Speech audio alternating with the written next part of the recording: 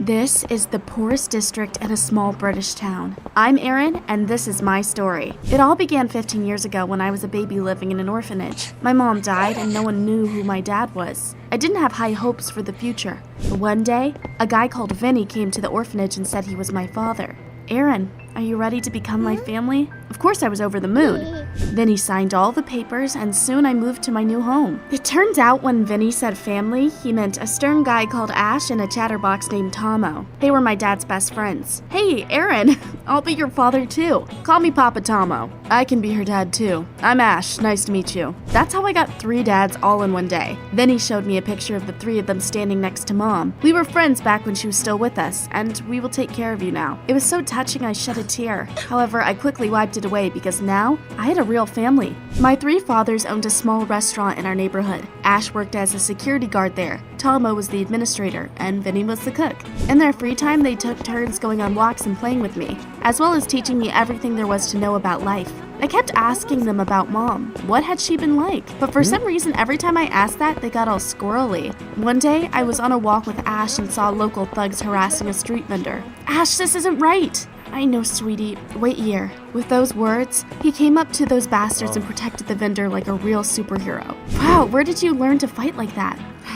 I used to be a hooligan and liked to fight, but I only did it to protect the weak. That was awesome. I admired Ash's bravery. One day I went for a walk with Papa Tomo. We were wandering through a shopping mall when we saw a poor woman sitting on the floor and asking passerby for spare change. All the rich people walked by without sparing her a glance. I felt sorry for that woman. Tomo, let's give her some cash. I'd love to, sweetie, but I brought no money with me. What a bummer. Papa Tomo winked at me. Don't worry, I've got an idea. Tomo blended in with the crowd and walked towards a rich-looking man. He bumped into him and quickly pulled his wallet out of his pocket. The rich guy kept walking. Tomo caught up to him and returned his wallet. Sir, you dropped this. Oh, thank you. Here, please take this. He pulled some bills out of his wallet and handed them to Tomo. Then we came up to the poor woman and handed her that money. Wow, where did you learn to do that? I used to be quite the troublemaker and steal money from the rich to give it to the poor. OMG. Tomo was so noble. My head was spinning. One day when I was helping my fathers at the restaurant, some gangsters showed up there. Ash, you used to be one of us. What happened to you? Get lost, Terrence. It's none of your business. Tomo, what about you? Have you really started an honest business? Vinny came out of the kitchen and they tensed up. Silence fell over the restaurant. It was obvious they respected my dad. Is there a problem here? I told you we were done. The gangsters left and I stared at my dad's, confused. Vinny tried to explain how they all knew each other. The 3 of us had been friends ever since we were kids. We met in an orphanage and grew up with no parents. No one watched over us much and we soon became hooligans. Everything we did was for the poor and the weak though. Vinny was in charge. But when he found out about you, we decided to leave that in the past and become good fathers to you. That made me respect my dad's even more, especially Vinny. He was a real leader. I kept living with my new family and was more than happy. My dad's taught me how to be brave, stand up for the weak, and punish liars. I did well at school so as not to upset my dads, and they kept developing their small business. But one day, when I was in my senior year, a new student was transferred to my class. My life was turned upside down after that. His name was Leslie, and he was a very quiet guy.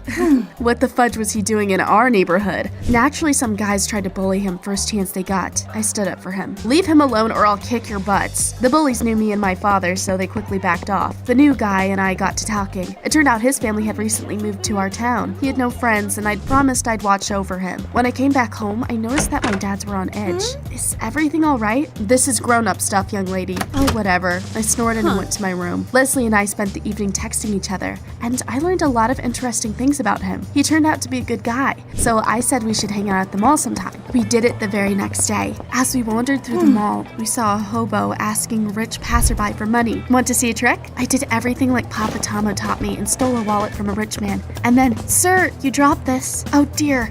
Thank you, young lady. Please take this. I took the money, gave it to the hobo, and went back to Leslie. Did you see that? The rich people look right through those in need like they aren't even there. One of my fathers taught me how to do that. You have several dads? Wow, I only have one, and you just duped him. At that moment, the rich man I had tricked came up to us. I turned red as a tomato. Leslie, what are you doing here? I'm hanging out with my classmate, Dad. This is Erin. Oh, you're the girl who found my wallet. I'm Mr. Tick.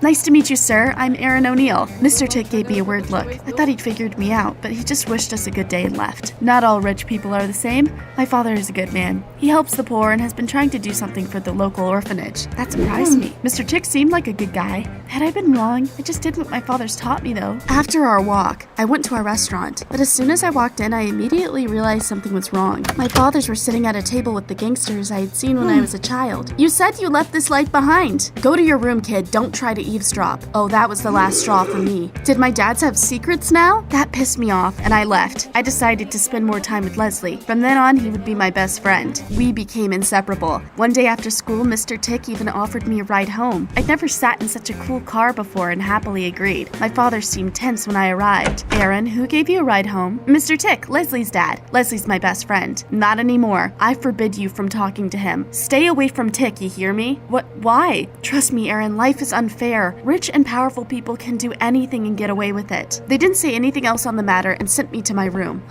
I was sick and tired of their secrets. As I lay on my bed and stared out the window, I saw my dad's leave. That night, I woke up when Vinny, Tomo, and Ash came back home. They were tired and out of breath. That was weird. What had they been up to? I was getting ready for school the next morning when the police burst into our house. They handcuffed my dads. What's going on? They didn't answer me and drove us to a police station. What had my parents done? I ran to school, found Leslie, and told him about my problems. I'm sorry, Aaron, I had a crazy night too. My friend told me there had been an alarm system breach at his home. The cops spent half the night chasing someone across the district. And then Leslie's father discussed something with them. My gut was telling me everything that had happened was connected. Leslie, we need to get to the bottom of it. We skipped school and went to Leslie's father instead. Mr. Tick told me something that made me see Vinny, Tomo, and Ash in a different light. According to Mr. Tick, they had disabled the alarm system and broken into his house. Then they had attacked and robbed him. Mr. Tick had called the police, but they got away. The police tracked them down and arrested them the next morning. No, my fathers wouldn't have done that. Mr. Tick sighed and took my hand. Aaron, Vinny lied to you. He isn't your real father. How do you know that? Because your real father is me. Are you lost for words? Imagine how stunned I was. It's true. I can prove it. With those words, he showed me several photos. I saw my mom, young Mr. Tick, and a baby in his arms. It was me. We were together when you were born. At the time, I was already married and had just had Leslie. My parents were strict and forbade me from staying in touch with your mother or recognizing you as my daughter. They insisted I leave the country with my family, but I never forgot you and believed that one day we could meet again.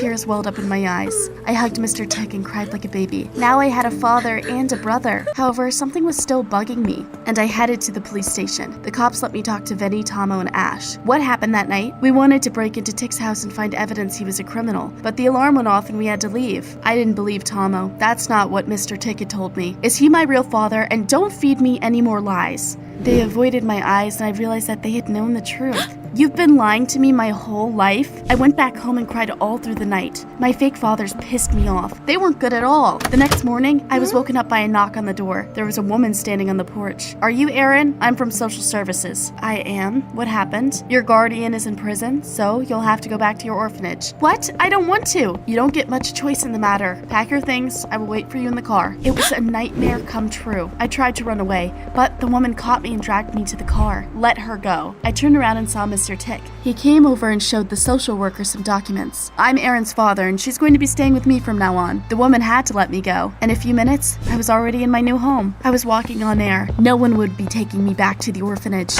I was wary of my new family, though. What if they wanted me gone? But in a couple of days, I realized I had been worried for nothing. Leslie was a wonderful brother, and Mr. Tick's wife turned out to be very kind. Mr. Tick himself was incredibly generous. He showered me with expensive gifts. I was on cloud 9 and thought less and less about Vinny, Tomo, and Ash by the day. That didn't last. One day soon, I overheard Mr. Tick talking to the mayor. I can finally buy that disgusting orphanage and build a shopping mall in its place. Thank you for forging the documents, Mayor. I am in your debt. You're quite welcome. There's also that hospital. It could be demolished too. Great. We're going to be rolling in money. I couldn't believe it. So that's why Mr. Tick was filthy rich. The children from the orphanage were going to end up in the street, and that hospital was the only place that poor locals could get medical help. Something had to be done. I ran to the police station to talk to my fathers. That Tick dumped your mom and took off. She passed away soon after, and we decided to adopt you. When we found out that bastard was back in town, we were worried. Soon we found out he was in cahoots with the mayor. That's why we wanted you to stay away from him. I looked at the 3 gangsters that raised me and felt ashamed of myself. They were good guys and had done right by me, and I almost left them there to rot. Don't worry, guys. Mr. Tick doesn't know who he's messed with yet. Later, I cornered Leslie. What happened that night, huh, brother? You told me no one broke into your house, but our father claims you were robbed and lost a bunch of valuable stuff. Leslie lowered his eyes guiltily. I'm sorry, Aaron. Dad told me to keep my mouth shut. So that's what it was all about. Mr. Tick slandered my fathers to get them arrested. My mom actually hates you. She only pretends to like you because Dad gives her money. Well, that wasn't hard to believe. I firmly decided to stop pretending everything was fine. Vinny, Tomo, and Ash were right. Money ruled the world. I came up to Mr. Tick and told him I knew everything. You are a scumbag who deceives people to get dirty money. He smirked, and I hardly recognized him. You're using that dirty money, aren't you? Don't you like it? Either leave everything I gave you here and get lost, or shut up and enjoy your life. Pleased with himself, he left, and I realized that I was in big trouble. Still, I was determined to finish what my 3 dads had started and find proof Mr. Tick was breaking the law. At night, I snuck into his study and rummaged through the papers. Soon I found a contract signed by our corrupt mayor. I was about to leave, but then my blood ran cold. Well, I knew you'd do something like this. Hand those papers back. Dream on. I ran out of the study. Mr. Tick followed me. He was faster than me, but he had never run away from cops through the slums, and I had. I got out of the window, jumped over the fence, and did not stop until I reached the police station. I found the police chief and put the evidence of Mr. Tick's guilt on the table. This is serious. Wait here, I need to make a call. In my imagination, I was already telling journalists the truth about Mr. Tick. But then, the police chief came back with Tick himself and grabbed me by the arm. You're under arrest, young lady. This girl pretended to be my daughter to steal our family jewels. What? He's lying. You're going to spend the night behind bars. We'll decide what to do with you in the morning. That's when I realized my mistake. Mr. Tick was probably a good friend of the police chief. That's why I'd been covering for him. Vinny, Tomo, and Ash had been right. I miss you guys. Aaron, is that you? I heard a voice behind the wall. It turned out my 3 dads were in the cell next to mine. What are you doing here? I told them everything that had happened and apologized for thinking they were liars. Don't worry, kid. We'll always be there for you. As soon as we're released, we'll be family again. Yeah, just you wait. We talked all through the night. They did everything to cheer me up, even though they were neck deep in trouble too. The next morning, the police chief came to my cell. Go, someone's bailed you out. What? No, that was unexpected. I got out of the police station and saw Leslie. Did you pay my bail? I found out what happened and took some of Dad's money. Don't worry, he will withdraw his accusations. I told him I wouldn't go to school otherwise. Leslie, you are the only good person in your family. Let's expose your father together. I'm sorry, Aaron. I won't go against him. I'm too used to living in luxury. I get it. Thanks, little brother. We'll stay good friends anyway. This is it. A few months after that, I came of age, and the social workers left me alone. I live alone, study, and run my father's restaurant. As soon as they're released, we'll reunite. Once upon a time, there were twin sisters, Mary and Ashley. They had loving parents and a caring grandmother who sometimes looked after them. But one day, their mom and dad came home with a rosy-cheeked baby. Girls, come meet your sister. Like a rainbow, she will make the world brighter and kinder. The twins and their grandma glared at the baby with eyes full of hatred. They disliked her at first sight. The poor baby was smiling. She had no idea how hard her life was going to be. This is not a fairy tale, but the beginning of my story.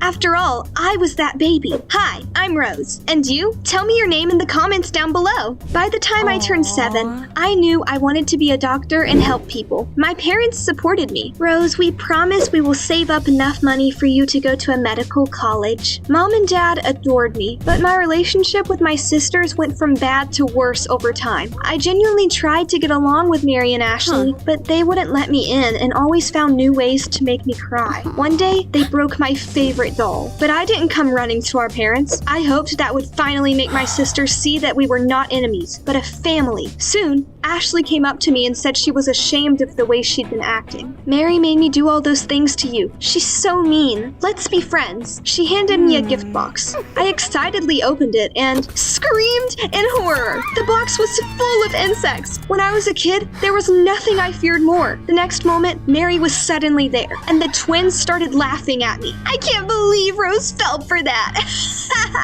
I felt so wronged that for the first time in my life, I decided to get back at them. I stole my sister's phones and tried to bury them in our garden. But Mom and Dad caught me red-handed. Rose, revenge is for the weak. You should be kind and patient, and one day you will be rewarded for it. You'll see. I had always looked up to my parents, so that day I listened to them and didn't try to get back at Mary and Ashley again. Even when they hurt me, I didn't get mad or complain to anyone. Sometimes our grandmother visited us. She always brought gifts for the twins, but she never even had a kind word for me. Ashley, Mary, look what I got you. Rose, I don't have anything for you. Don't bother coming over. Whatever, I wasn't going to. I was afraid of Grandma and usually hid in my room until she left. Grandma probably loves the twins more because they're just as nasty as her. What did you say? Oh, years went by, and I turned 14. That year played a huge role in my life, and here's why. My sisters turned 17. They were so beautiful, and all the guys at school were pining for them. The only boy who paid attention to me was Greg. I wished he didn't, though. Not a day went by without Greg saying something nasty to me. Hey, Rose, why did you stink like a rotten fish even though you're named after a flower?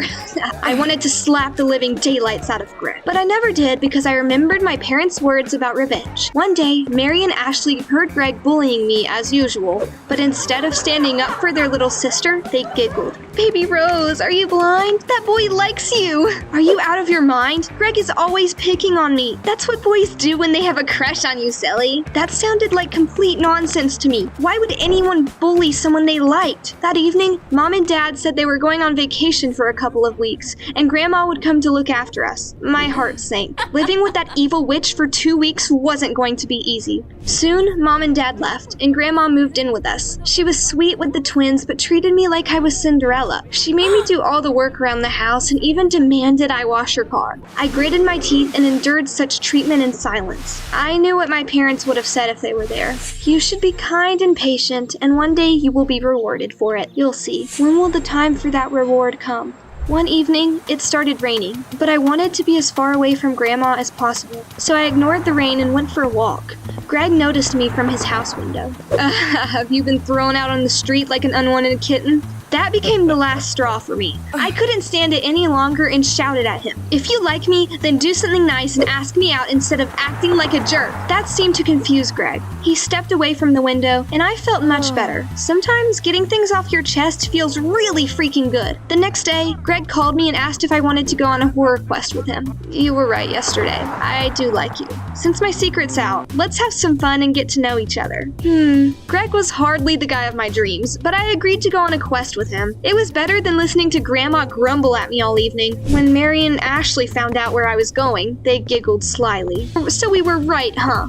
Greg has a crush on baby Rose. Sometimes they acted like they were 5. Without saying anything, I walked out the door. Greg was already waiting for me on the porch. He handed me a beautiful rose. Be careful, don't touch the thorns. Wow, since when are you so caring? I've been trying to look tough, but I'm not actually a bad guy. It was just hard to pluck up the courage to confess. I'm sorry for all my dumb jokes. If you mean it, then I forgive you. We shyly smiled at each other and went on the quest. Greg led me to a creepy, abandoned building. This place is giving me goosebumps. It's a horror quest. The props are supposed to look scary. Don't worry, we're in no danger. Are you sure? Well, alright. We were supposed to solve some riddles and find a way out of the building. What an unusual way to spend time. Still, I got into it and was enjoying myself, until some guy in a creepy mask suddenly appeared in the hallway under a flickering light bulb. The worst thing was that he suddenly started chasing after us. What's going on? Is this part of the quest? No, that wasn't in the script. That psycho is real.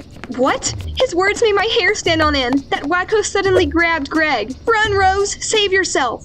I didn't want to leave him, but decided to run away and get help. I frantically ran into some gloomy room, and then something sticky and nasty fell on me. Insects! At first, I screamed, but then I realized those were just gummy worms. Then someone turned on the light, and I saw Ashley's laughing face. She was filming me on her phone. Awesome! This video will get 1,000,000 views! Greg and the psycho who had caught him walked into the room next. I had already guessed that Mary was hiding behind that creepy mask, and was not surprised when I saw her. All 3 of them were dying laughing, but I didn't find it funny. You're all terrible. Did you really think I liked you? I was only pretending. Your sisters came up with a really cool prank. They kept laughing and didn't even notice that I'd run outside. I came back shaking with resentment and anger. As soon as Grandma saw me, she pounced on me. Where have you been? Dinner won't cook itself. Before I could say anything, Mary and Ashley walked into the house. I never complained about their antics to anyone, but that day, they had crossed a line. Grandma, they pulled a cruel prank on me. Oh really? Well done, granddaughters. I'm sure it was all your own fault, Rose. Seriously? I've been putting up with you for years, but I'm done. I'm going to call Mom and Dad right now and tell them you all treat me terribly, you ungrateful wretch. I told your parents adopting you was a mistake. Don't call me Grandma. You're not my granddaughter. That's how I found out I was adopted. Can you imagine? I looked at my sisters through tears. Did you know? Mom and Dad forbid us to tell you the truth. That's why you've hated me all these years. Our parents always praised you more than us. They're real daughters. Who would like that? Deep inside, I still hoped it was one of their cruel jokes, so I called Mom and asked if it was true that I was adopted. Did the girls tell you? It's true, Rose. Who are my real parents? I want to meet them. I'm sorry, but they're gone. I was so shocked I dropped my phone. My world was falling apart. Meanwhile, Mary, Ashley, and Grandma just looked at me hauntingly and smiled. Oh, look, she's about to cry. At that moment, some switch in me flipped. I'd had enough of being kind and patient. It was time to take justice into my own hands. I would show them that even fragile roses had thorns. Beside myself with anger, I trashed the twins' rooms and got into my grandmother's car to get away. But I was only 14 and didn't know how to drive. So I crashed the car into the nearest fire hydrant. Then I started getting messages from my classmates. They were all making fun of me and talking about the stupid video my sisters had filmed in the abandoned building. I realized there was one more person I had to get back at. Greg.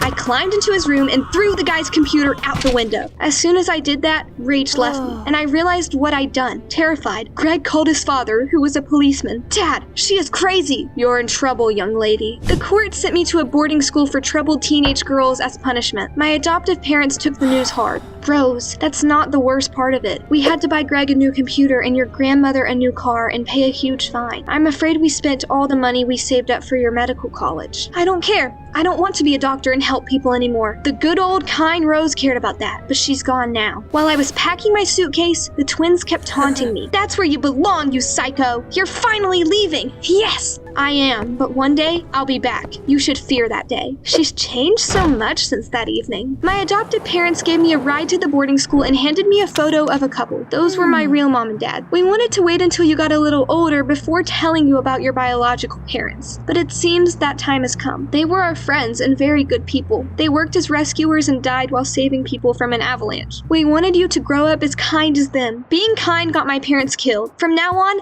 I will live by my own rules. With those words, I got out of the car and left without looking back. A bunch of angry girls immediately surrounded me. They wanted to see what the new girl was made of. I laughed in their faces. Even a few days ago, I would have been afraid of you, but now you should be afraid of me. Time flew by. Soon, I became the scariest mean girl at the boarding school. I broke all the rules and snapped at all the teachers. My academic performance was going downhill, and my adopted parents kept trying to get me back on the right track. Please try to control your anger. Don't let it ruin your future. You should lecture your real daughters. I'm not one of them. Don't come here anymore. All the teachers at the boarding school were unhappy with me. They kept saying I should be kicked out and sent to juvie, blah, blah, blah. There was only one young teacher called Miss Crowley, who was kind to me despite everything. One day, when I tried to run away from the boarding school, she stopped me. I'm not going to lecture you or tell on you, but tell me, why did you try to run away? No one here gets me. I do, Rose. I used to be just like you, angry at the whole world. I even ran away from home when I was a teenager and almost got into trouble, but some good people saved me. Miss Crowley said that after that day, she changed, grew up, and became a teacher, and now she often helped other troubled kids find their way. To this day, I am grateful to my saviors for the kindness they showed me. Here they are. She handed me a photo of a smiling couple.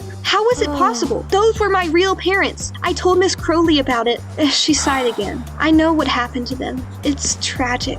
Even though they are no longer with us, they live on in the memory of all the people they helped. Let's take a walk. She brought me to the city cemetery and showed me my parents' graves. Overwhelmed, I fell to my knees and burst into sobs. Mom, Dad, I'm sorry I let you down.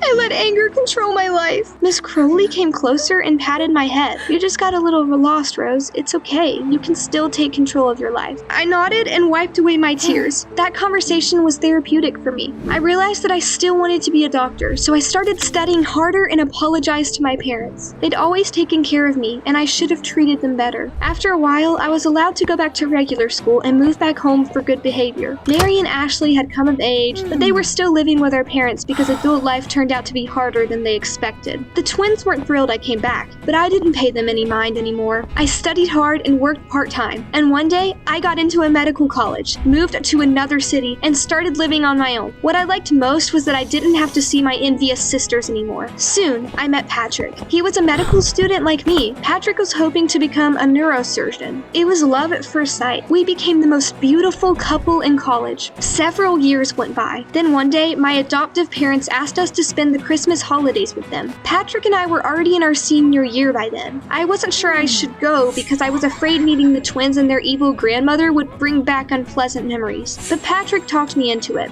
You should face your past and leave it behind. Soon, we arrived in my hometown. While we were driving to my childhood home, I saw Greg outside the window. He'd achieved nothing and was working as a pizza delivery guy. I could have gloated, but instead, I calmly smiled. Greg got what he deserved. My parents were over the moon when they saw me. Sweetie, we're so proud of you. My grandmother and the twins kept glaring at me during the whole Christmas dinner. Then Grandma suddenly choked on a piece of turkey. I reacted immediately and used the Heimlich maneuver I had learned in college to give her first aid. Rose, I've always despised you, but you saved my life. How can I thank you? I am a doctor. I do not help people for any rewards. It's my calling. This is why I fell in love with you, Rose. I want to spend the rest of my life with you. He suddenly got down on one knee and proposed to me. Tears of joy streamed down my face. Of course I said yes. I didn't care that my sisters were grinding their teeth with envy. I was surrounded by the people I loved, and I was happy. When I was young, I got a bit lost on the way. But thanks to Miss Crowley's kindness and my parents' patience, I found my way back to the right path. Now, I want to make this world a bit better. And I know my biological parents would have been proud of me. Patrick and I are expecting a girl. Shh, it's a secret, okay? Hi, I'm Ruth and I'm 16. I had a younger sister. Kimberly was 6 years younger than me. We didn't have much in common and hardly ever hung out because of the age difference. My sister loved getting on my nerves and pulling all sorts of stunts. But let's start at the beginning. First, subscribe to the channel and like this video. I promise it's gonna be fun. I was an ordinary teenager. I went to school, hung out with my friends, and dated the most amazing guy on the planet. His name was Andrew. Look at him. He's a 10, right? I was young, but I felt like a responsible grown-up. That's why my reflection annoyed me. Even though I was pretty, it was obvious to anyone who saw my face or figure I was just a teenager. I compared myself to gorgeous Instagram models and dreamed of looking as grown up as them. I watched hundreds of makeup tutorials, put on bright makeup, and wore high heels. I even, please don't laugh, put socks in my bra. Now I look like $1,000,000. To be honest, I wore makeup because I was too self-conscious without it. I didn't want Andrew to see me like that, so my makeup bag became my best friend. My insufferable sister was always trying to copy me. Kimberly would steal my makeup and paint her face like she was the Joker. Oh, I'm gorgeous! Kimberly also took my clothes without permission and pretended she was a model on a catwalk. It always ended the same way. Oops, it tore. You little brat, what the heck are you doing? Ah! King Kong went berserk! Help! Ugh! It drove me nuts when she touched my stuff and tried to act like a grown-up, just like me. You're just a little girl. No, I'm all grown up too, look! I want to wear makeup, go out with my friends, and date guys too! What? No, Kimberly, you're still a little girl. Listen to your sister. Well, at least our parents were on my side. One day, I was chilling in my room when Andrew suddenly came over. Dang it, I couldn't let him see me without makeup on. I locked myself in the bathroom and frantically looked for my cosmetics. Meanwhile, Kimberly put on my dress, stuffed socks in it, and started to imitate me. Andrew, look, I'm Ruth. Oh no, I lost my sock. When I saw that scene, I wanted to slap the living daylights out of her, but Andrew calmed me down. Hey, don't be mad at her, it's just a joke. By the way, I came to tell you I won't be able to hang out with you tomorrow. What? Why? Brenda invited me to her birthday party. We can just go on a date some other time, right? Andrew and Brenda have been friends ever since they were kids. To be honest, I always felt jealous when they hung out, and I didn't want them to spend time together, especially when I wasn't there. That's why I said I'd come along. Andrew tried to convince me that I wouldn't like it there, but I insisted. Well, okay. See you tomorrow then.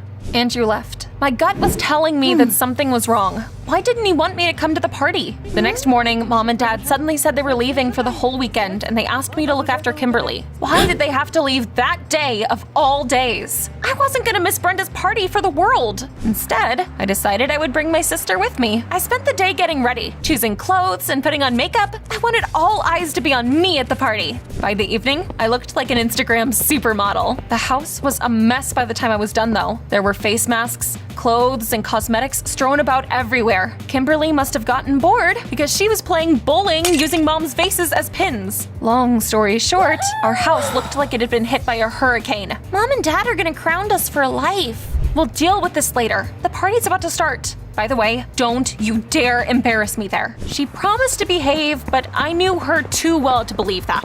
As soon as we got to Brenda's place, I dragged Kimberly to a quiet room, handed her a toy, and told her to be quiet. Toys are for little girls. I want to go to the adults' party. No, you're still a little girl. I casually tossed the gift I brought for Brenda into the pile, and I went to say hello to everyone. It was a dull party. Everyone was just eating pizza, chatting, and listening to music. Meanwhile, Brenda was playing Twister with my boyfriend. They were standing so close to each other they were all but kissing. Ugh. Childhood friends with no feelings for each other didn't act like that. Jealousy made my blood boil, but I tried to stay calm and not ruin my makeup. Still, I had to teach Brenda a lesson. I pretended to yawn and said that this was the most boring party ever. Pizza, Twister, this is for kids. Let's have fun like adults. I started dancing and I knocked over the birthday cake. Everyone's jaws dropped, but I smiled innocently like I didn't mean to do it. Brenda, you're not upset, are you? I mean, only kids get excited about birthday cakes. There was a tense silence, and then Kimberly came out of the room I'd left her in. That naughty girl had put on Brenda's mom's clothes and shoes and tried to act like she was an adult. What's up, folks?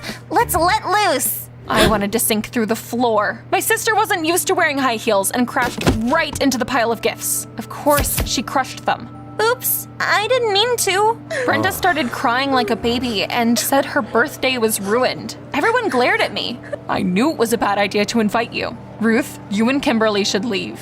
Andrew kicked us out and stayed behind to comfort Brenda. Can you imagine how terrible that made me feel? Ruth? Why are we leaving already? We were kicked out because of you. I told you to stay in that room and keep quiet. Don't yell at me. I told you I didn't want to play with toys. Being treated like a little kid sucks. You think being a kid is hard?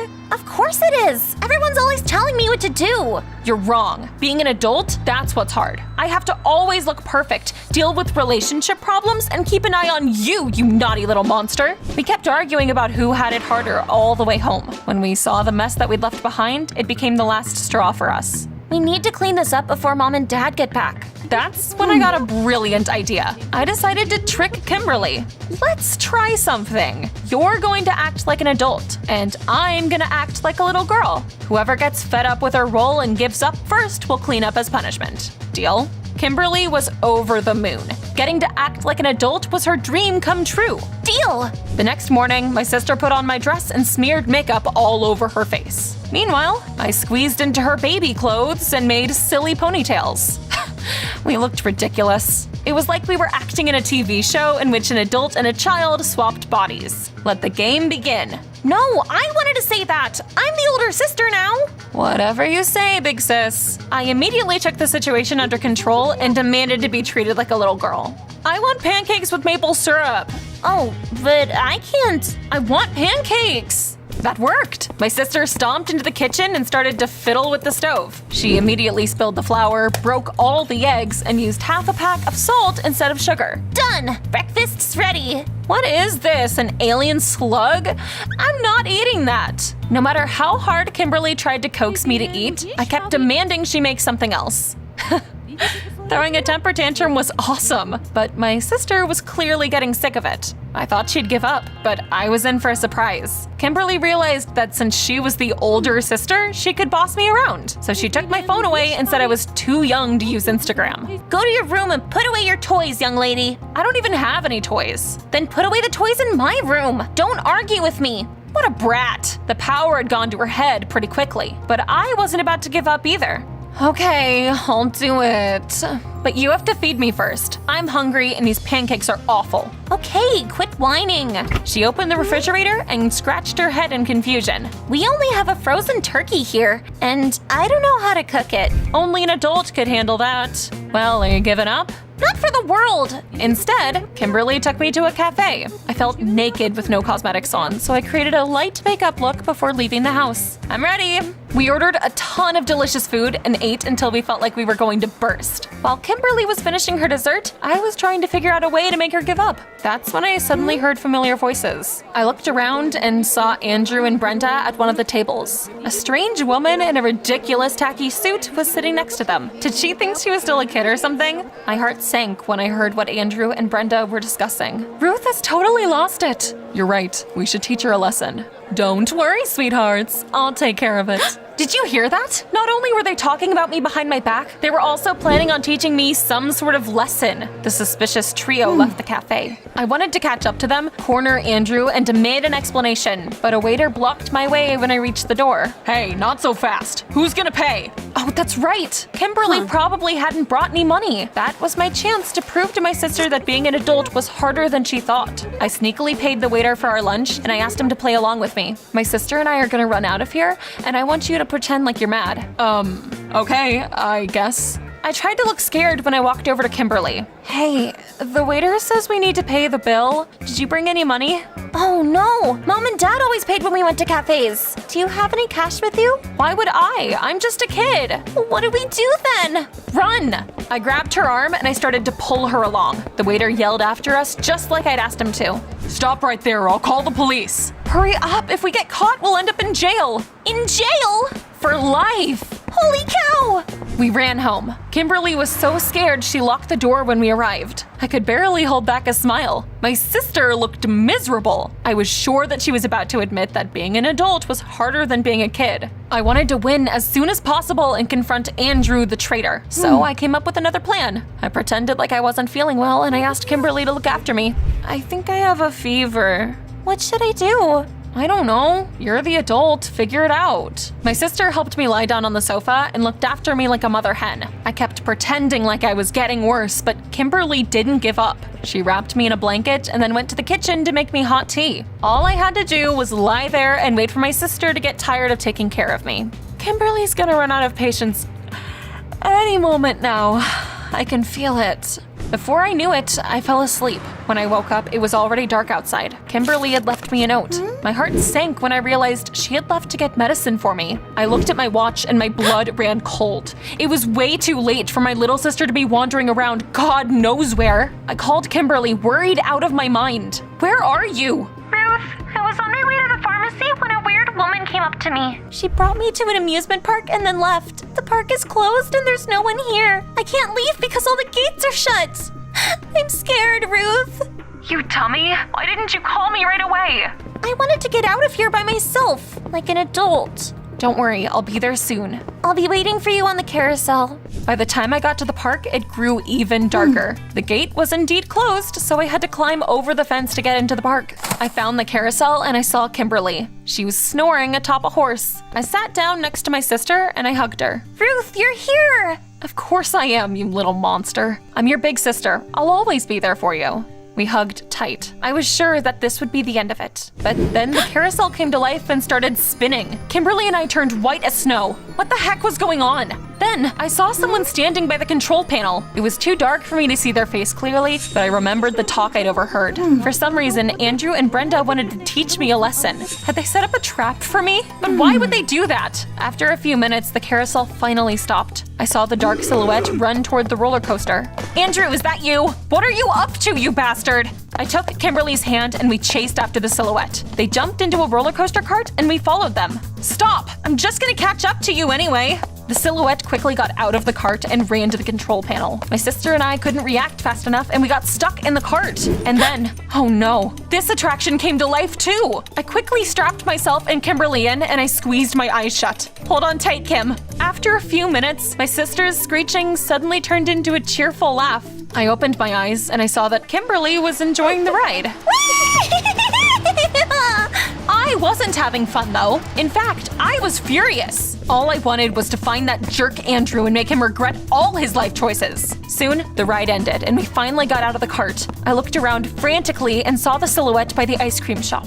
Gotcha! I decided to run across the trampolines to get to them faster. I couldn't leave my sister alone, and I was pulling her along. Kimberly started jumping on the trampolines and was clearly no longer worried about anything. This is so much fun! Ruth, Look what I can do! Oh, grow up, Kim. We need to catch up to Andrew. When we finally got to the shop, there was no one there. Dang it, where did that scoundrel run off to? I think there's someone by the water slide. I looked in that direction and I saw the dark silhouette again. We ran up to the attraction. I stopped right before the slide, but Kimberly was running too fast. She accidentally pushed me, and we both went down the water slide and plopped into a huge swimming pool. I was beside myself with anger, but my sister was on cloud 9. This is awesome! We have a whole amusement park to ourselves! You're acting like a baby. And you're acting like a boar! After that, she started laughing and splashing. Soon, my hair looked like wet spaghetti and all my makeup had been washed off. Something switched on in my head and I started splashing Kimberly back. Oh, is that how you want to play? Take this! What, is that all you're able to do? I couldn't remember the last time I'd had so much fun. We splashed around and were laughing like crazy. But then the mysterious silhouette appeared at the edge of the pool again. This time they stood under the streetlight and I could see their face. It was the strange woman I'd seen Andrew and Brenda with at the cafe. Hey, lady, did you do all this? I did, sweetie. You finally chilled out. I got out of the pool, ready to pounce on her. But then, Andrew and Brenda came out of the shadows too. Are you working with this crazy lady? Don't be mad, Ruth. This is my aunt. She owns the amusement park and she agreed to help us. She lured Kimberly here so you'd come running to save her. But why, Andrew? You try to act like an adult so hard. All the makeup, heels, dresses, and you ruined Brenda's birthday all because you were jealous too. I didn't want to invite you to her party because I knew you'd say that it was too boring. Ruth, I'm not mad about the cake. All we wanted was for you to have fun and remember that you are still a kid. Andrew came closer to me and looked in my eyes tenderly. You look so beautiful with no makeup on.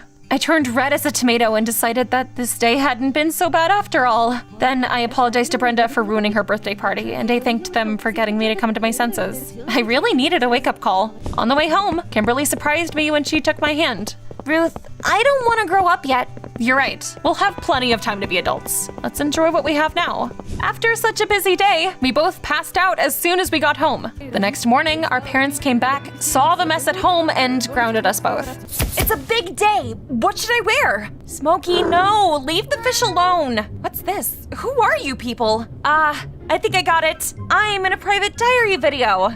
Oops.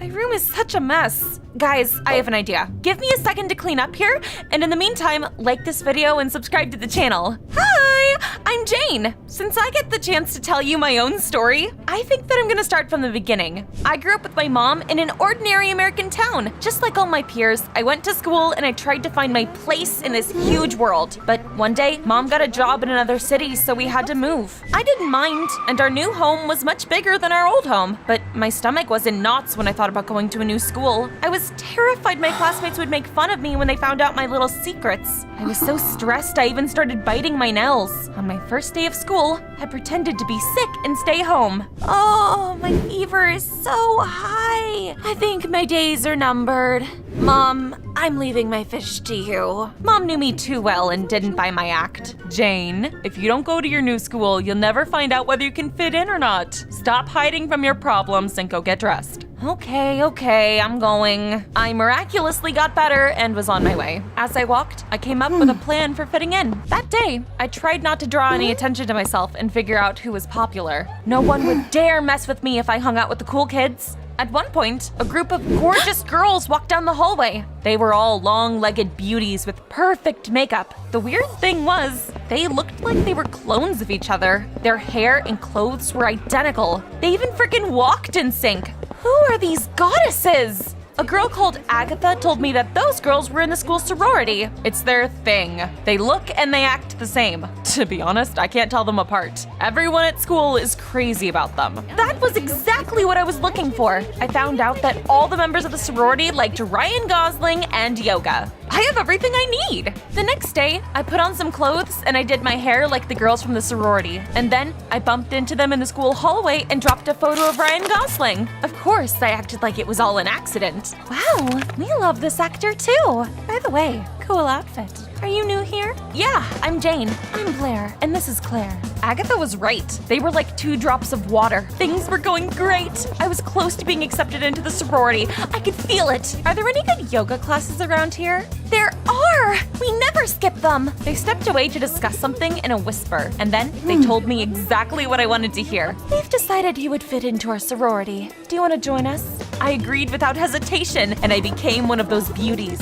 That meant I had to stick to their rules and look like the rest of them. But that didn't bother me. Being popular was better than being an outcast. What I didn't expect was for my own mother to not recognize me. One day after school, she came to pick me up. She took my hand and started leading me to the car. Jane, let's get something to eat. Except it wasn't me she was talking to, but Claire. The girl indignantly snatched her hand out of my mom's grip and screamed. Lady, what are you doing? Oh, I'm sorry. I thought you were my daughter. Where's Jane? Mom, I'm here. Mom looked from Claire to me and sighed in disappointment. Baby, you're at it again. We've talked about this. To be honest, Mom was right. I guess it's time for you to find out about my secrets. I'd always been a bit different from the other kids. For example, I liked collecting beetles to admire them. I love your mustache, Mr. Beetle. I'd build houses for my little friends, and then even read my favorite book about fairies to them. I also like to eat ice cream with shrimps in it. What I mean is, I was a weird kid, and I tried to hide it from the other kids. But one day, a boy came to our kindergarten. I don't remember his name anymore, but he could blow huge gum bubbles. I instantly fell in love with him, and I told him about my hobbies. Do you know what happened next? He turned me into a laughingstock. Jane is friends with bugs.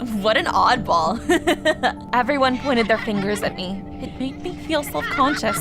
I didn't want to stand out from the crowd like that. So I tried to act like all the other girls, and I asked Mom to buy me clothes that looked like theirs. It got to the point where I no longer felt like I had any individuality. Mom even had trouble finding me in the crowd when she came to pick me up from kindergarten. Which one's my daughter? They all look the same. I feel like I'm seeing double. Now you know my backstory. I managed to fit in at the new school thanks to the sorority. But at home, when no one could see me, I took off my mask and was myself. I ate shrimp ice cream, read books about fairies, and my beetle collection had grown to gigantic proportions. I hid my hobbies from my new classmates because I didn't want anyone to point fingers at me or call me a weirdo again. Now, let me tell you about the guy of my dreams. There was this amazing boy called Kyle at my new school. I had an elephant-sized crush on him. He was the king of the jungle. Strong, handsome, and popular. I couldn't pluck up the courage to confess to him. Every time I tried to talk to Kyle, I would feel anxious and talk nonsense. Hi, you smell like my grandmother.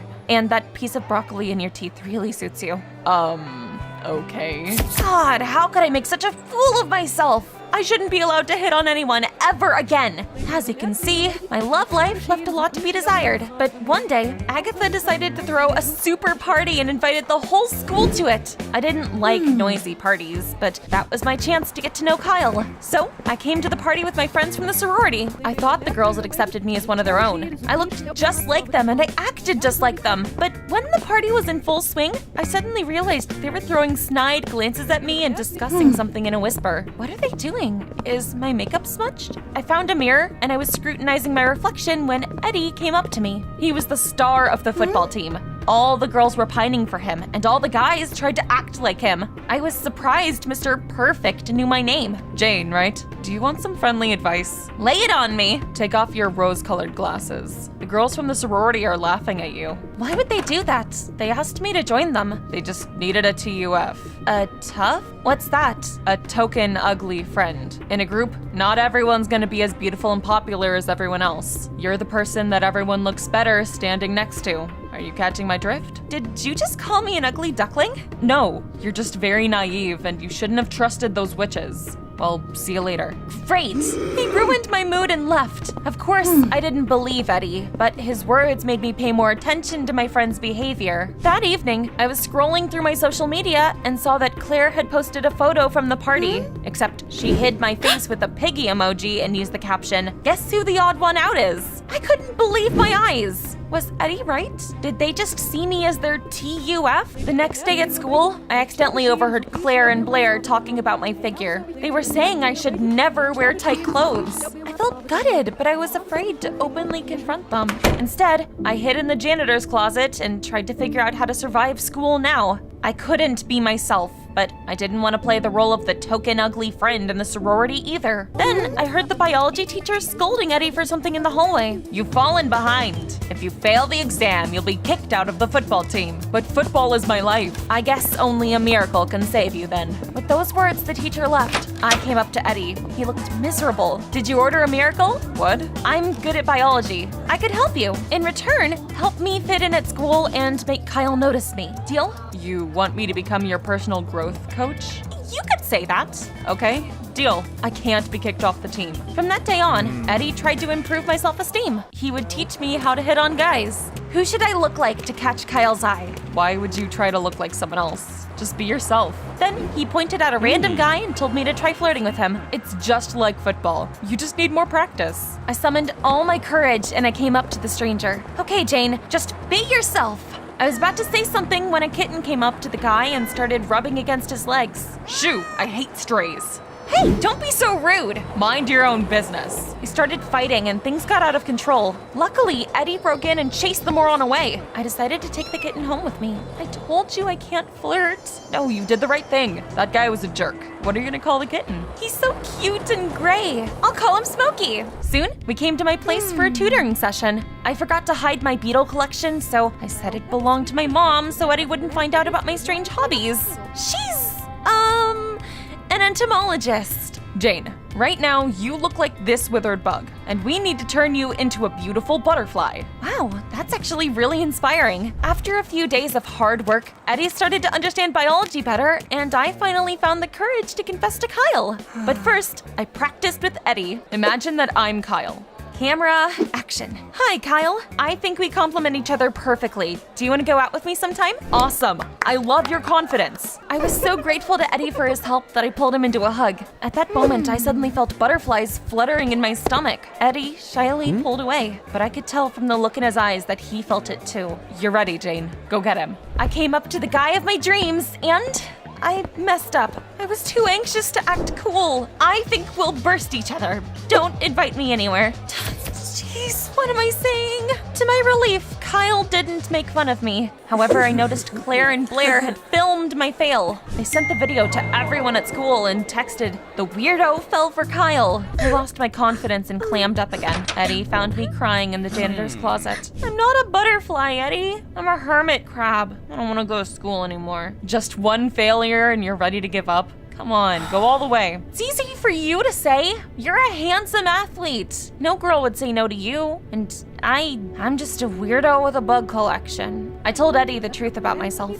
I expected him to start laughing, but he told me a secret instead. I used to doubt myself too. I even hid and cried before every game, but I worked on myself. That's why I'm so good at football now. You shouldn't give up either. His words filled me with confidence. I came up to Kyle with my head held high, and I finally confessed to him properly. "I like you so much that every time I try to talk to you, my brain turns into gum. Let's go on a date and see where it takes us." "You're weird, Jane, but I like you too." I could hardly believe it when he invited me to the zoo. It felt like I was dreaming. We watched the animals and talked. However, I felt like something wasn't right. Kyle didn't seem sincere at all. And then he suddenly walked me up to a wild boar enclosure. "Look, it's your friends." Was that supposed to be a joke? Because it wasn't funny. Then I heard familiar, ugly chuckles behind me. I turned around and saw that Claire and Blair had been filming me again. "Kyle, were you in on this? Do you think I'm a TUF too?" "Do I look like the kind of guy that goes out with weirdos? They wanted to prank you and I thought it was a great idea." "You're not my type." Jane, you didn't think we accepted you into the sorority because you were cool, did you? You're just our ugly friend. Suck it up. Those words were the last straw for me. I told those jerks everything I thought of them. "You are so insecure, you need to use someone else to make you feel better about yourselves." It's pathetic. You're laughing at me because I'm different from you, but I'm laughing at you because you're no different from each other. Go buy yourself some personalities. The girls were so stunned, they couldn't think of a comeback. I came home and threw away the clothes that made me look like them. I wanted to be myself. I spent the night thinking about everything that happened. I shouldn't have fallen for handsome but nasty Kyle. His soul turned out to be disgusting like a rotten pumpkin. I realized I'd fallen head over heels in love with Eddie. He was real, and he never wore any masks. I found him at school the next morning and decided to confess to him, but then Agatha came up to him and gently kissed him. "Are you two a thing?" "Yes, Agatha is my girlfriend." girlfriend. Why? Did you want to steal my boyfriend? Baby, Jane and I are just friends. Isn't that right? Yeah, just friends. I hid my disappointment behind a sad smile and I walked past them. Why on earth did I think I could win the heart of a cool guy like Eddie? To my surprise, Blair and Claire caught up to me. I thought they'd start mocking me again, but instead, the girls apologized. You were right, Jane. We were the ugly friends all along. We're sorry for everything. Can we start over? Maybe I'm making a mistake, but I'll give you another chance. You should stop copying each other. Each one of you is unique. Blair and Claire listened to me, and it finally became possible to tell them apart. The school's sorority wasn't gone. It was just turned from a Barbie clone club into a community where everyone could express themselves. I decided to come out of my shell, and I told my classmates about my beetle collection in biology class. I even showed them a few specimens. This is a rhinoceros beetle. It's very slow and clumsy. It's disgusting, but also fascinating. My classmates loved my collection. Well, those of them who didn't faint. The teacher was also really impressed with my knowledge and sent me to a city biology competition. I took first place and I came back to school a celebrity. As for Eddie, we were still friends and we hung out a lot. Hiding my feelings from my friend wasn't easy. After all, my heart always raced and the rest of the world seemed to disappear when I was near him. Soon, it was prom night. I remembered Eddie's words about never giving up and going all the way, and I decided to confess to him. Eddie was dancing with Agatha when I came up to them and bluntly told him how I felt. I know I might just embarrass myself, but if I don't say it, I'll regret it for the rest of my life. Eddie, I love you and I want us to be an item. Agatha gave me a haughty look and smirked. Honey, you're not interested in this weirdo, are you? She's only got bugs on her mind. Before Eddie could say anything, he was called on stage because he was the prom king. Next, Agatha's name was called. She was the prom queen. They hugged as all the students cheered. Dang it, they really were the most beautiful couple in school. I smiled sadly and I was about to leave. But then Eddie picked up the microphone and I froze in place. Agatha, we've been dating since elementary school, but now it's time to move on. You should really try being kinder. My heart belongs to somebody else. Hey, Jane, you've become that one-of-a-kind butterfly. I love you too. Eddie jumped off the stage and spun me around in a dance. The spotlight was shining on us. Agatha was glowering at us, but everyone else was clapping. I didn't look away from Eddie's warm eyes. After graduating from high school, we got into the same university. I realized that being different from other people is the best thing in the world. Hello from sunny Florida. I'm Kathleen and I'm 16. This story is dedicated to the person who changed my life. I'll tell you about them later. But for now, can you guess what I'm about to say? There's no fooling you. Please like this video and subscribe to the Private Diary channel. My mom and dad became an item back in high school and got married as soon as they got into college. It was a love brighter than the sun and deeper than the ocean. They were still students when they found out mom was pregnant and immediately started to prepare for parenthood. Life was just beginning for them. But shortly before I was born, something terrible happened. My dad died. Mom took it hard. She knew nothing about parenting and was afraid of being a single mother. Luckily, her mom, my grandmother, came to the rescue. She moved in with us as soon as I was born and took care of me all by herself. Thanks to her, Mom finished college without having to worry about me. For a while, things were going great. Mom was building a career while Granny was raising me. But soon, things took a turn for the worse again. When I was 5, Granny died. Mom was devastated. Now, she was a single mom with no one to lean on. This is a disaster. I don't even know what to feed my own daughter. Okay, Kathleen, eat this. A restless child plus a plate of spaghetti equals a recipe for disaster. I put the plate on my head and giggled happily. Look, Mom, I'm wearing a hat. God, I can't do this alone. I need help. Things were awkward at first because we were little more than strangers, but then we got to know each other and things went back to normal. Besides, we never struggled financially. After all, by that time, Mom had become a highly paid specialist. You might be wondering what she did. Here's a hint for you. Who are children most afraid of? That's right, dentists. Mom was a pediatric dentist. But her little patients were not afraid of her because she was great at her job. The kids never cried when they came to her office because no matter what she did, it never hurt. Mom was a tooth fairy. Her career was on the rise. She even bought a stunning beach house for us. Can you imagine? Every weekend we went there to relax. It was the best time of my life. More than anything, I like to sit on the beach, look at the ocean, and imagine I was a mermaid. I wanted to go swimming, but Mom always panicked and didn't let me near the water. Other than that, my life was perfect. Mom and I got along great. At least we did until I became a teenager. Mom and I argued about every little thing: my clothes, hairstyle, academic performance. Young lady, you are not going anywhere dressed like this. Stop treating me like a little girl. I'm not a kid anymore. We stopped spending time together. Mom worked 7 days a week and no longer came to our beach house with me. More and more often, I hung out there all by my lonesome. One day, I was sitting on the shore of the bay when I saw a group of guys from a local diving club. One of them, a tall, handsome boy called Adrian, caught my eye. His red hair reminded me of fire, and his freckles looked like he'd been kissed by the sun. Our eyes met and he came up to me. Hi, I've seen you around. You come here a lot. Yeah, we have a beach house nearby, so I come here every weekend. Adrian introduced me to his friends and suggested I give diving a try. I immediately agreed. After all, I'd always felt like the ocean was calling me. I joined the diving club and got to training. I loved everything about diving. The underwater world fascinated me. It felt like I fulfilled my childhood dream and finally became a mermaid. I went diving with my new friends and threw parties at our beach house every weekend. Mom didn't know anything about it. She wouldn't let me anywhere near water. But then she came to the house when one of our parties was in full swing and went ballistic. Kathleen! Who are all these people? We're Kathleen's friends from the diving club. Mom had steam coming out of her ears. She kicked my friends out and forbade me from talking to them. And stay away from that guy with freckles. He'll break your heart. I saw him on a date with another girl. Mom dragged me to our car and drove me back to our apartment in town. I didn't know what upset me more: the fact I couldn't go diving anymore, or the fact that Adrian apparently had a girlfriend. A week went by. One day, my mom was called to work because the mayor's son had a toothache, and she was the best pediatric dentist in town. She left, and then Adrian called me and asked why I hadn't come to the beach house to go diving with them over the weekend. Mom grounded me. I don't think we should see each other again anyway. Kat, are you mad at me? Of course I am! You said you were single, but my mom saw you on a date with another girl. What? She lied to drive a wedge between us. That gave me pause. I realized he could be telling the truth. Could Mom have really stooped so low? I immediately called her to find out, but her phone was off. I couldn't just sit at home and wait for her. Mom's clinic was across the street, so I hurried there to get some answers. The assistant in the waiting room tried to stop me.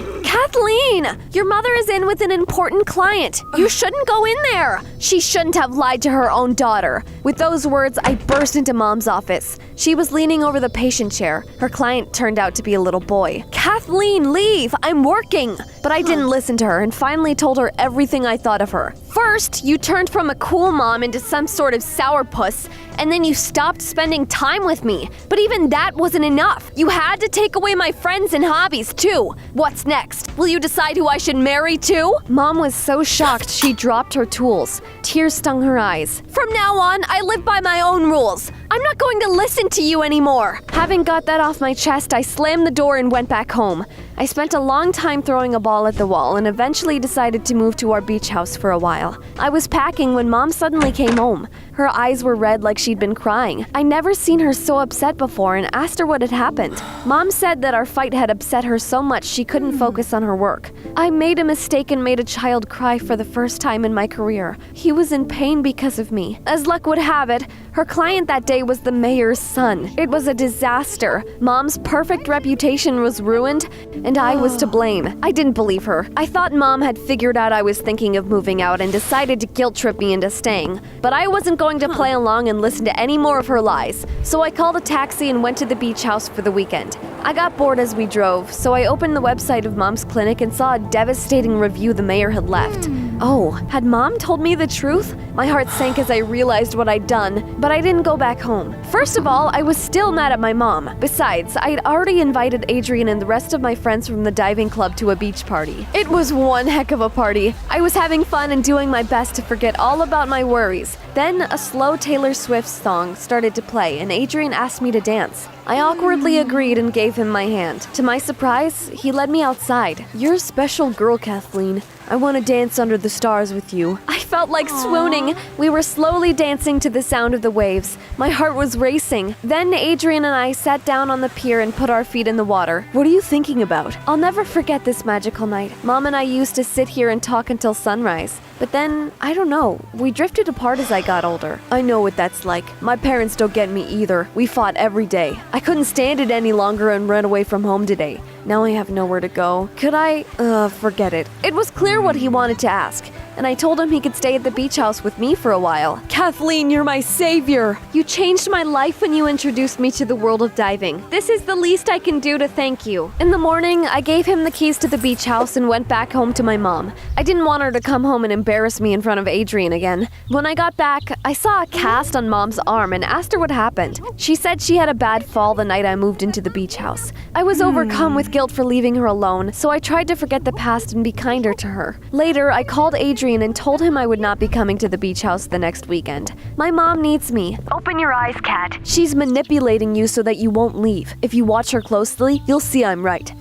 Adrian's words planted a seed of doubt into my heart. I decided to follow his advice. When Mom went into the bathroom, I carefully opened the door and saw Mom take off her cast and move her arm around. I can't believe it! You lied to me again! Sweetie, it's not what you're thinking. Oh, really? She burst into tears and admitted that after the incident with the mayor's son, the head of the clinic fired her. I was afraid of telling you the truth, so I pretended I broke my arm so you wouldn't ask me why I wasn't going to work. Mom loved her job. Getting thrown out came as a huge blow for her. I was worried she might fall into depression, so I decided to stand up for her. I came to the clinic and burst into the office of its head. The assistant failed to stop me again. Sir, I didn't let her in, but she's like a hurricane. It's okay, I'll deal with this. Kathleen, what is it? How could you fire Mom? She has a great reputation and only made one mistake. It's not fair. The man was surprised by my accusations, to put it mildly. He said he had actually tried to convince my mom to stay. I respect your mother and would like her to keep working at my clinic.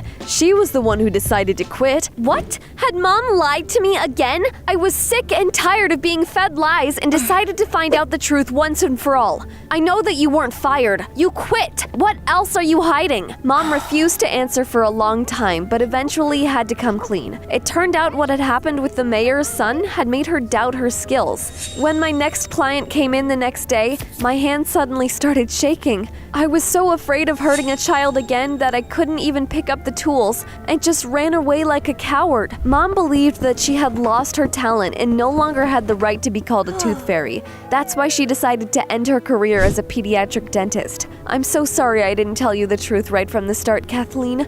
I was too embarrassed to admit I'm scared. I didn't know how to react to that. On one hand, guilt was eating me alive again. After all, if I hadn't fought with Mom, things would have been just fine. But on the other hand, I had a hard time believing that just one bad day at work had upset her so much. Anyway, I needed some advice, so I called Adrian, who was currently at our beach house. Your mom is being childish. She just wants attention. You should relax. Come here, let's go diving together. I agreed, packed my clothes, and was already by the door when Mom stopped me. Kathleen, where are you going? To our beach house? Oh, about that. Now that I have no job or income, I'm afraid we'll have to sell that house. Dang it! I wouldn't be able to go diving and see my friends anymore, and Adrian would have nowhere to go. I was prepared to do anything to save our beach paradise, so I canceled all my weekend plans to help Mom look for a new job. She tried a bunch of things but couldn't hold on to any job for more than a day. At first, she got a job as an animator in a children's cafe, but as soon as she saw children,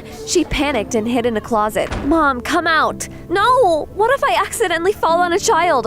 Then she got a job at an amusement park, but the same thing happened again. Come out, Mom. No! What if I do something wrong and a poor child falls off the carousel? Next, I suggested Mom try working as a cook at a diner, but she failed yet again. What if my food poisoned someone? That's when I realized Mom wasn't afraid of children, but of responsibility. I couldn't help her, so I got a part-time job and started to sell ice cream. I worked hard and I was terribly tired. The job didn't pay well. The money I earned wasn't enough for us to keep the beach house, so I called Adrian to ask him for help. Except the one who answered wasn't him, but some girl. Hey, who are you? I'm Adrian's girlfriend. I don't know who you are, but don't call my boyfriend again. We're on holiday in his gorgeous beach house and don't want to be bothered. She hung up on me and I felt like ripping my hair out. His beach house? I finally realized that Adrian was just using me. Mom had never lied to me. She must have really seen that bastard on a date with another girl. I called Adrian again. This time, he was the one who answered, and we had a huge fight.